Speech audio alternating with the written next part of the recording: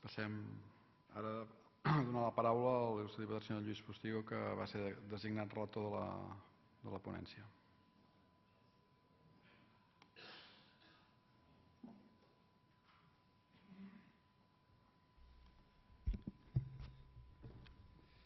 Moltes gràcies, senyor president, senyor conseller, senyores, senyors diputats. Voldria, en primer lloc, saludar els alcaldes dels municipis de Torroella i de l'Escala que ens acompanyen en el dia d'avui, el secretari general del Departament de Medi Ambient, la directora general de Medi Natural,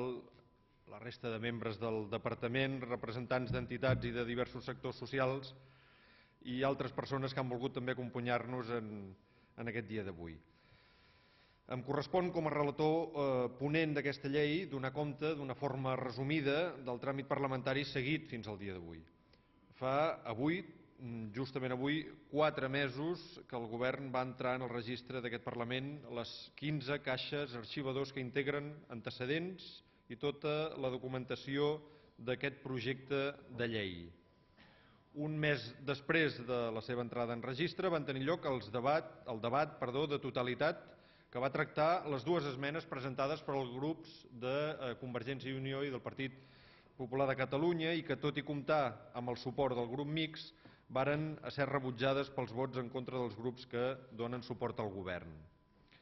Així doncs, un mes després es varen iniciar els treballs en comissió amb les compareixences d'una mostra prou representativa de les diverses sensibilitats presents al territori. Varen comparèixer fins a 19 representants d'administracions locals, 6 alcaldes de 8 dels municipis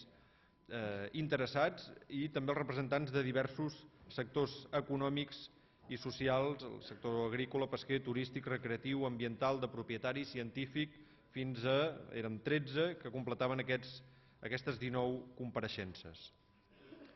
Només 7 sol·licituds de compareixença varen ser rebutjades, 6 de les quals es referien al Parc Natural que ens ocupa i només una al Parc de Cap de Creus, que també estava contemplat en un dels annexos del projecte de llei inicialment. Els motius que van justificar, diguéssim, aquest rebuig, aquestes 7 sol·licituds, és que es va al·legar que estaven degudament representades pels compareixents o per les compareixences acceptades. Posteriorment, a les compareixences vàrem abordar el tràmit de presentació d'esmenes parcials. Un total de 147 varen ser les esmenes presentades, 54 corresponien al grup de Convergència i Unió, 43 a PSC, Esquerra i Iniciativa, 37 al Partit Popular de Catalunya i 13 al grup mixt. Els treballs de la ponència, que ens van ocupar 2 sessions, varen donar com a fruit la incorporació de 57 noves esmenes al projecte de llei, 41 acceptades i 16 més transaccionades amb els grups de l'oposició, el que representa que un 39% de les esmenes presentades finalment varen ser incorporades. Finalment, també la Comissió de Medi Ambient i Habitatge del Parlament de Catalunya va aprovar el corresponent dictamen que va tenir el recolzament, els vots favorables dels grups parlamentaris que donen suport al Govern i l'abstenció del grup parlamentari del Partit Popular de Catalunya. El grup de Convergència i Unió, tot i que va votar a favor de les esmenes recomanades, va votar en contra de la resta del dictamen que no havia estat esmenat. Les esmenes recomanades que varen ser incorporades al projecte de llei pretenien, per una banda, millorar el redactat, ajustant-lo al màxim possible a les previsions de la llei d'espais naturals, evitant algunes reiteracions que es consideraven innecessàries, facilitant la seva interpretació i corregint fins i tot alguns errors que es varen detectar. En segon lloc, pretenien aquestes esmenes incorporar en l'objecte de la llei els valors productius. Aquesta era una reivindicació feta per al sector agrícola, que trobava a faltar entre els valors a protegir els productius. En tercer lloc, pretenien aquestes esmenes estendre la possibilitat d'aplicar mesures de foment a l'activitat agrària, no només a les 2 zones específicament assenyalades amb aquest motiu, sinó a tots els espais del parc natural on es dugui a terme aquesta activitat. També es buscava disminuir la discrecionalitat i, en la mesura del possible, ser més precisos en l'aplicació dels diversos preceptes. Es volia clarificar que l'autorització d'activitats ramaderes en zones afectades per incendis correspon a l'òrgan ambiental competent i no a l'òrgan gestor, la qual cosa hagués donat peu a una duplicitat que no era volguda. També es va esmenar per corregir i per facilitar l'activitat cinegètica en el control de les poblacions, donar rellevància a la funció de connectors ecològics. Aquesta va ser una demanda especialment reclamada per l'Ajuntament de l'Escala. Les esmenes també volien ressaltar una possibilitat que ja estava contemplada en el projecte de llei, però ens va semblar oportú donar-li més visibilitat, que és la possibilitat de gestionar aquest espai a través de la figura d'un consorci. Igualment,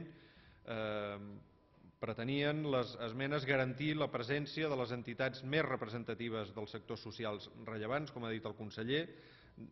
aquests sectors socials rellevants en el territori que han de ser presents, sens dubte, en l'òrgan rector del parc. I en aquest sentit s'especifica que entre elles es contemplen el sector agrari, pesquer, turístic, cultural, recreatiu, científic, ambiental, de la propietat privada, de caçadors, entre d'altres. Pretenien també garantir un major protagonisme de l'òrgan rector, la realització d'una xarxa d'equipaments, de la xarxa d'equipaments que ha de permetre posar en dansa aquest parc natural i que s'han d'ubicar en diverses de les poblacions que comprèn l'àmbit territorial del parc, garantir la presència de les organitzacions professionals agràries més representatives en els òrgans rectors i a l'òrgan col·laborador. Aquesta era una reivindicació històrica del sector que finalment va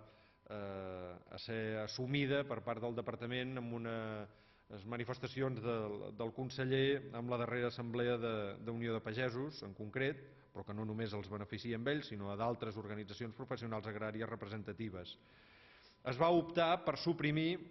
la modificació inicialment prevista i referida al nucli de la Vall de Santa Creu al municipi de Port de la Selva.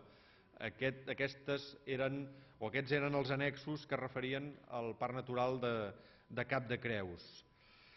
I, per últim, també les esmenes van fer un darrer esforç en la descripció molt més acurada de la que inicialment contemplava de l'àmbit marí del parc, de la zona perifèrica de protecció a l'entorn de la reserva parcial de les Medes, i es va aprofitar també per corregir alguns errors que es van detectar en la delimitació. Vull agrair la tasca realitzada pels ponents, per tots ells, Ramon Espadaler, l'Esteve Pujol, l'Alfons Quera, l'Eva Garcia i l'Albert Rivera, per la seva dedicació i per la seva entrega, així com per les facilitats donades per la mesa de la Comissió de Medi Ambient d'aquest Parlament a l'hora de realitzar les compareixences amb una certa agilitat. També vull agrair molt especialment la tasca del lletrat Ferran Domínguez, del gestor Frederic Soler i dels serveis lingüístics i de documentació d'aquest Parlament. Fins aquí, diguéssim, arriba el resum que em correspon com a relator i ara correspon als diversos grups parlamentaris presents a aquesta cambra debatre el resultat final i defensar les esmenes que no varen ser recomanades però varen ser reservades amb aquest objecte. Gràcies per la seva atenció, senyores i senyors diputats.